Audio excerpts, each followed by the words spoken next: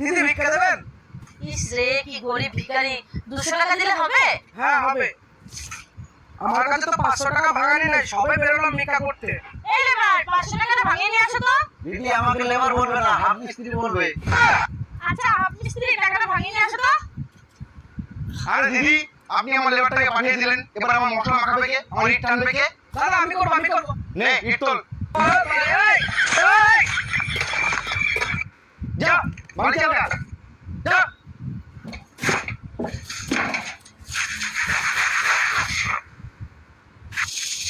এই, পাথর নিয়ে আয়, যা পাথর নিয়ে আয়, মাখা মশলা।